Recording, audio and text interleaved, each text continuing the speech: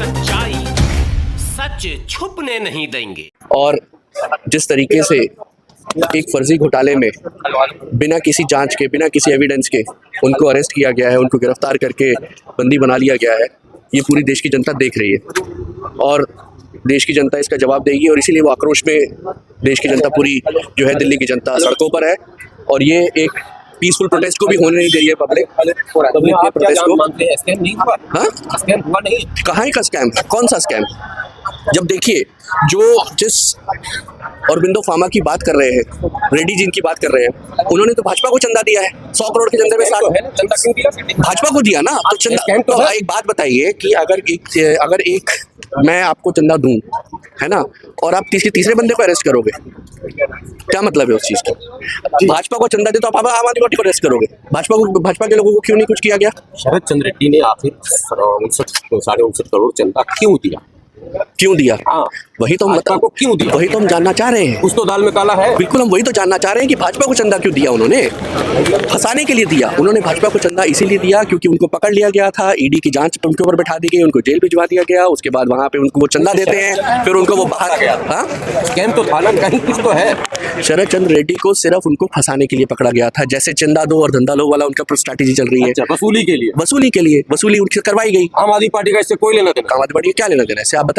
शरद चंद्र रेड्डी से कोई संपर्क नहीं। क्या संपर्क है हम लोगों का? तो फिर ये 3-4 गिरफ्तारियां और फिर इतना हेवी वेटेड चीफ मिनिस्टर को गिरफ्तार करना। अब यही तो देखिए, आपसे मैं जानना चाहता हूं, आप कैसे इसी को तो तानाशाही कहते हैं।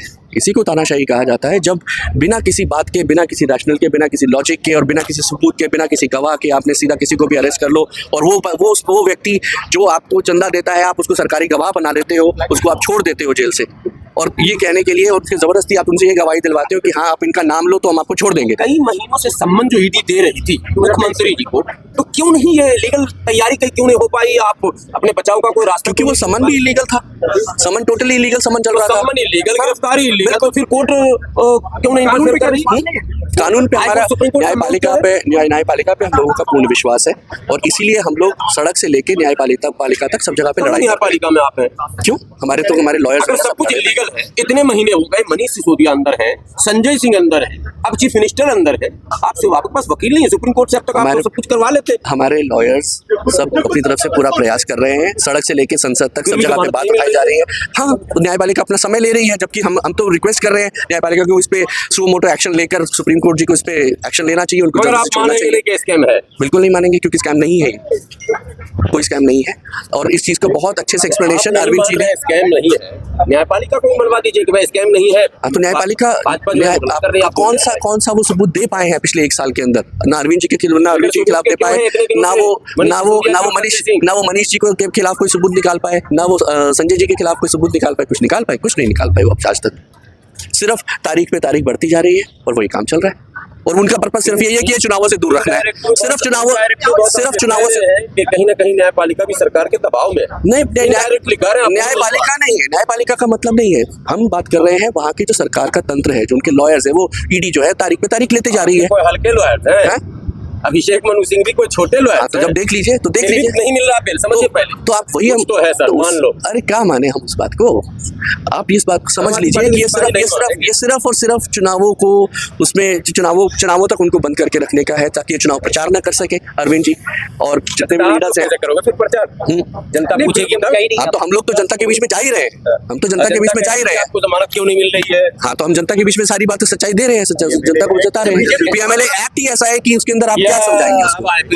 मनी लॉन्ड्री एक्ट जो है, सुनिए, पीएमएलए एक्ट पहले ही ऐसा बना दिया गया है कि उसमें किसी भी तरह से जमानत नहीं हो सकती अगर एक बार आरोप साबित हो जाए, और एक बार आरोपी बना दिया जाएगा।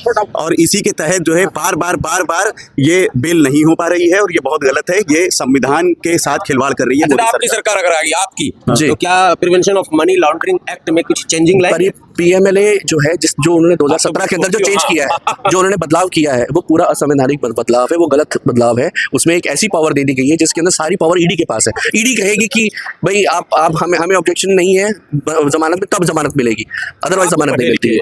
पढ़े लिखे लग भी रहे हैं आपकी बातों से।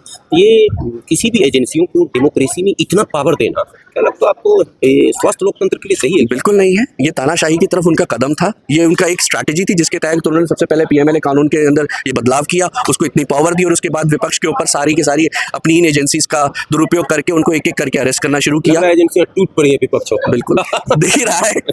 दिल्ली गेट के आसपास बीजेपी का बहुत बड़ा प्रोटेस्ट चल रहा है और उसमें ये मांग की जा रही है कि केजरीवाल जी अंदर से सरकार ना चलाएं, जेल से सरकार ना चलाएं। हाँ, वो तो कहेंगे ही, उनको वो देखिए वो तो चाह रहे हैं कि दिल्ली अरविंद केजरीवाल सरकार ही ना चलाएं।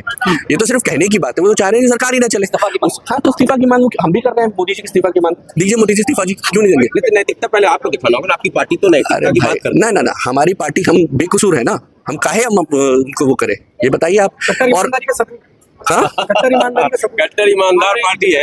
एक बार वो तो निकल कर देखिए, वो निकल कर आया ना, जिस घोटाले की वो बात कर रहे हैं। इस्तीफा क्यों दिया जाए? किस खुशी में इस्तीफा दे? हमने किया क्या है तो इस्तीफा आरोप तो लग गए ना। आरोप लगने का मतलब हो गए। आरोप लगने का मतलब अपराधी हो गए। ये बताइए ये बताइए हेमंत विश्व शर्मा, शुभेंदु अधिकारी, ये सब जो हैं, ये चक्की पीसिंग वाले का नाम नहीं ले रहे हैं आप। हैं? इनकी फाइल गायब हो जाती है। सबकी फाइल गायब हो जाती है। शरद पवार, वो सॉरी अजीत पवार जी, चक्की पीसिंग वाले, है ना, 70,000 करोड़ का घोटाला करते हैं।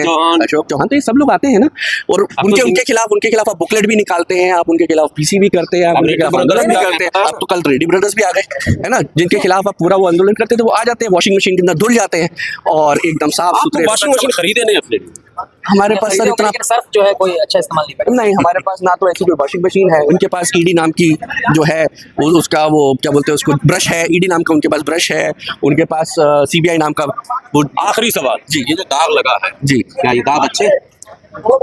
देखिए हर ये मोदी जी से पूछना चाहिए कि उनके ऊपर जो दाग देखिए पहले उनके ऊपर लग रहा है। देखिए ये अरविंदो फार्मा का जो अभी घोटाला सामने सब खुल के आ रहा है, और जिस तरह से जो है जिस तरह से अरविंद जी को फंसाया गया है, ठीक है, और अरविंद जी के ऊपर आरोप लग रहा है पिछले 1.5-2 सालों से लगातार मनीष जी के ऊपर और संजय सिंह जी के ऊपर जो जांचें बैठी हुई हैं और कुछ भी ईडी सीबीआई साबित नहीं कर पाई, अभी तक चार्जशीट तक दाखिल नहीं हो पाई है ठीक से।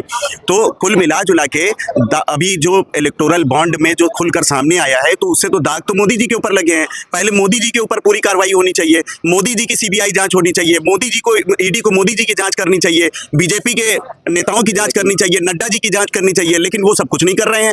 कर क्या रहे हैं? वो अरविंद जी के ऊपर कर रहे हैं, क्योंकि अरविंद जी तो एक बहाना है। अरविंद जी एक बहाना है। मेन चीज 2024 में मोदी जी को फर्जी तरीके से सरकार बनाना है। जब रेस में कोई बचेगा ही नहीं, तो जाहिर सी बात है कि फिर मोदी जी अकेले रेस में दौड़ेंगे और फिर वो पहुंचेंगे ही पहुंचेंगे। केजरीवाल जी स्पीड ब्रेकर थे। स्पीड ब्रेकर केजरीवाल जी बहुत बड़े स्पीड ब्रेकर है मोदी जी के लिए। एक केजरीवाल जी ही हैं जिससे मोदी जी डरते हैं, जिसकी वजह से लगातार मोदी जी के केजरीवाल जी के जो शीर्ष नेता हैं, उनको फर्जी तरीके से मोदी जी की ईडी सीबीआई उनको जेल में डालने का काम कर रही है, फर्जी आरोप लगा रही है। मोदी जी का स्पीड ब्रेकर खत्म कैसे होएगा? अरविंद जी वो इतने खतरनाक स्पीड ब्रेकर हैं कि मोदी जी उससे पार नहीं पा पाएंगे, ठीक है। वो देखिए सच परेशान हो सकता है इनके इस कृत्य से। न सिर्फ आम आदमी पार्टी के सारे कार्यकर्ता, जो पुराने कार्यकर्ता थे, वो भी सारे सड़क पर आ गए हैं, बल्कि जितना इंडिया गठबंधन था, जितने लोग थे, वो सारे भी एक साथ यूनाइट हो गए हैं। उनकी सबके सब आज की तारीख में एक मंच पे एक साथ साझा प्रोटेस्ट भी कर रहे हैं, वो सब कर रहे हैं। दिल्ली में देखा ये मंजर, पूरे हिंदुस्तान में पहली बार दिखा होगा ये मंजर, और ये पहली बार ऐसा हो रहा है कि पूरा देश, दुश्मन भी साथ आ गए आप लोग, पूरा देश एक साथ आ गया है, क्योंकि इस वक्त मुद्दा जो है वो देश के लोकतंत्र को बचाने का है। ये जितने भी कार्यकर्ता उनमें काफी जोश दिखा गया, सभी को डिटेन कर लिया गया।